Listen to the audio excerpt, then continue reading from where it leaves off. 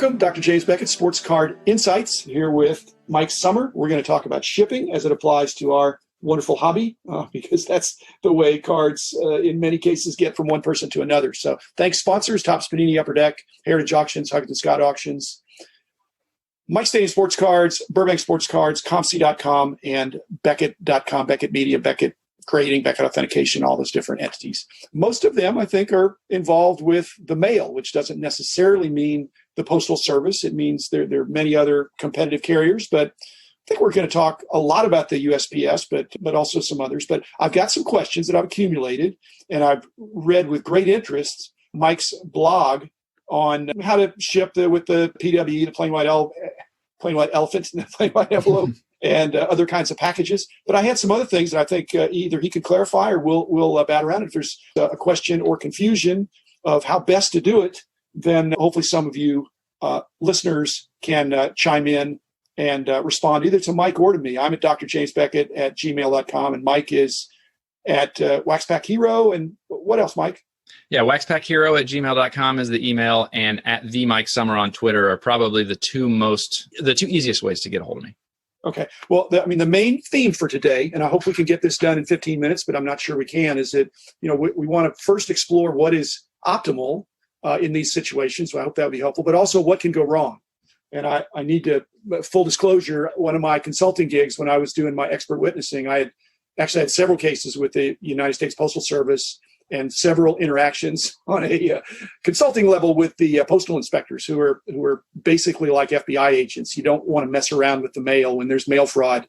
They are very serious about that, and I know that from personal experience. Again, I wasn't a defendant, I wasn't a plaintiff, but I was a consultant. But so I got lots of questions. And Mike, we haven't gone over this, but I think you're well up to the task. I'm not giving you softballs, but I'm also not expecting you to have an instant answer for everything. And so we'll see how that goes. I do want to kind of limit it. I think your treatment of the PWE, especially for 10 cards and less, is speaks for itself. So I don't think we're going to talk very much about less than 10. And I don't know what your rule of thumb is, whether it's 500 or there's some number of cards where once you get above that, I would recommend using the USPS flat rate system. Is 500 or 600, or where do you draw the line on that? And welcome to the show, Mike. Thank you. Yeah. So getting to your first question of where do I draw the line? For me, it really comes down to a combination of value and weight to use that priority mail versus a first class package. 16 ounces is typically the weight limit for a first class package, which you can send in just kind of a regular bubble mailer envelope. And so depending on what type of cards you're sending, it's not really so much a card limit. Maybe roughly 100 cards average cards is what you can fit in under a pound. But really, I use more of the weight limit of under 16 ounces, and then a value-wise where I would want the free $50 or more insurance that comes with a priority package. Okay, but what about for going to the padded flat rate envelope that the Postal Service has? Is that, you mentioned on your excellent article that they'll fit two 330 card boxes. Yep. But I've fit two 400 count boxes in there before. It's really tight, but it does work. But that would be 800 cards, actually, presumably slightly less, unless you're dealing with gaming. But so where are you with that? If you had 400 or 500 cards, what would you do? Yeah, if I had 400 or 500 cards, if I typically will have like a Series 1 Topps flagship set or something like that, that's 350 cards or whatever I can fit in a single 400 count box. That's the type of thing that I would either include most often in a padded flat rate envelope. That's often what I will use in that next tier. Once I go beyond the traditional first class package weight, I will move into that padded flat rate envelope first for anything from 300, whatever it goes over 16 ounces up to that 2 400 count boxes if I can squeeze those in. That's my next go-to. Well, I'm just saying, where's the line in between that? 100 cards or 200 cards, 200 cards is like a pound, but then you have packaging and all that stuff. So you're saying if it's above a pound, or is it be above 2 pounds or 3 pounds? I've heard different rules of thumb for when you move to because then otherwise you've got to take into account how many zones. So that the pound limit, like anything, to my understanding, anything over 16 ounces has to go priority mail.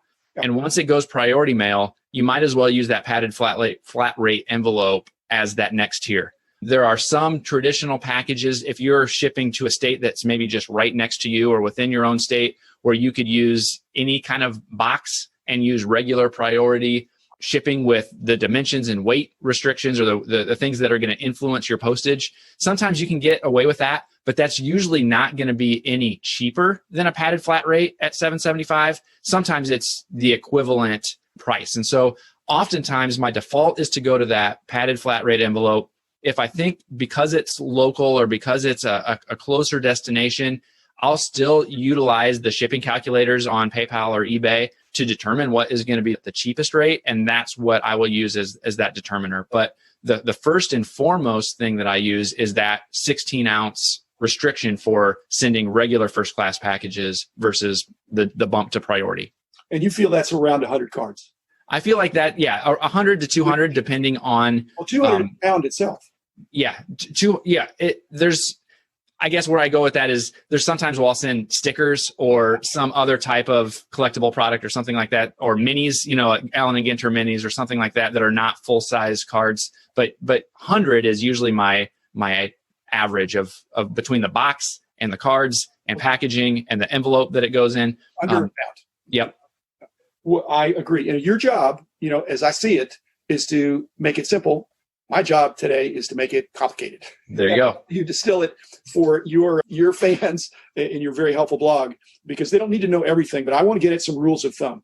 Yep. Okay, first question. You got a plain white envelope that you fill up with some cards. I'm not sure how many cards you would put in that, even the whatever's the number 10 envelope. But let's say you put it in the mailbox and you don't put enough postage on it. What happens? Sure. Yeah, so I've had that happen a couple of times. That's one of the reasons why I try to give that rule of thumb on the website of how much postage you need to put depending on the weight of that PWE, right? And so I try to go by that rule of thumb. You need to keep that PWE under a certain thickness, and there's templates and things that you can get from the USPS that help you gauge that thickness. And then I also go by the ounces, your standard first class, your standard plus additional ounces. You can go up to 3 ounces and send something in a PWE. And I will often do that. So what happens, there's been a couple times, and fortunately only a couple times in the hundreds or thousands of PWEs that I've sent, where for whatever reason it was right on a borderline and the USPS scale was ticked it slightly into that next tier than what my scale had. And ultimately what has happened in those handful of cases is it showed up as postage due on the buyer's perspective. They let me know, and maybe I sent them an extra 50 cents, or I went in and adjusted their order and gave them a rebate of 50 cents or whatever it might be to help make up for that. There's been one instance that I can think of that I actually forgot to put a stamp on the envelope as a whole, and it just ended up back in my mailbox as kind of return to sender. There was no postage. Just wanted to, that's been my experience too. Just want to make sure that people know that, it's better just to be safe. But there are thickness and other kinds of things that might trip people up. Question. Yeah, and I think something else just to throw in there is not even just with the PWE, but if you have an account with eBay, PayPal, and the USPS, sometimes your packages can be an ounce or two off too as you do that. And in those situations, what has happened, and it makes it a lot more convenient now, is they will just oftentimes charge your PayPal account for that extra additional postage instead of delaying your shipment or returning it or adding that. And so for package shipments, if you've got an account and you've used PayPal labels or eBay labels to do that, oftentimes if you're off by a little bit of weight, they will just charge your account for that additional amount that you need to get up to the full amount. So I just thought I'd throw that in there because it's a similar issue that you can run into even with packages. Well, we just don't want envelopes, packages with cards in them going into mail limbo. So it's, right. They're going to go. Okay, question number 2. When a package is lost, there are 4 possibilities at least. But let's just say one is that it was lost at the origin, or what some people might accuse it was never mailed. Okay, so it's lost right at the origin, or it's lost in transit, or it's lost somewhere near the destination, or it's stolen from the mailbox or off the porch pirates or at the person's house. What's been your experience there? Yeah, so which one is prevalent? I think I have an opinion, but I just, what do you think? Yeah, so I think there's multiple things there. So from a PWE perspective, like I said, I've sent hundreds or thousands of PWE shipments, and I've had less than 10, I think up to this point, that someone claimed the cards arrived damaged or didn't arrive at all. And in those situations, I've been happy to refund them. One of the rules of thumb that protects me there is I typically don't send anything PWE that's worth more than $5 as a shipment. And so even if I'm at that $4 or $5 limit and I've refunded a handful, the countless additional sales I've been able to make because of that low postage is made up for that. Oftentimes, if that does happen, like I said, I just refund, but it's not been frequent at all. It's just been a handful of times in my experience where something like that has happened. From a package perspective, I've had several where they went missing or were delayed for a couple weeks. And even with tracking, they were delayed for a couple weeks. And eventually they were ultimately found and they made it. There's been a couple times where something I think maybe less than 5 times where I've had a priority or first class package not show up. And in those times, again, all you can do is kind of refund that. But I've had everything from things go missing to even this last year, I had a couple Topps Project 2020 Mike Trout cards get caught up in a mail truck fire and get fire damaged en route to their final destination. So there's a danger, no matter whether you're sending something PWE or priority mail, that it may not make it or it may get damaged en route. So are you saying that for your experience that when the shipping is not successfully consummated, they either didn't get it or if you happen to get a return, are you saying that there's a very low percentage that don't arrive and are accepted? But of those, have you had the experience that some people have had? Is that they say, well, I got it, but they weren't in the condition I wanted. It must have been your packaging. And then they may even switch some cards on you. Have you had that experience, or is that apocryphal? I have not had much of that. Like I said, even from a PWE perspective where there's no tracking at all and it's completely up to that seller or that buyer, I've not had, only a handful of times where somebody claimed they didn't get it or that there was damage. From a package perspective, I don't think I've had any situations where like tracking showed delivered and the person said that they never got it. Maybe 1 or 2 times where they said it arrived damaged or some of the cards were damaged. But it has been few and far between where I've had packages either ultimately never make it there or show up damaged in some way that the buyer was requesting a refund or a partial refund or anything like that. That's positive here. Mike, are you saying that sending a PWE is safer than a package because the envelopes kind of get mixed in with the person's other mail and they just go through this regular system? They're not a package, they're a letter. And that's a safer way? I don't know that I would say safer, but I think it's safe enough for low dollar orders and low dollar cards. And that what you're giving up on is that they could get crimped, or there could be some going through when I was with the Postal Service, they had this letter sorting machine that zipped through things and could crunch stuff occasionally.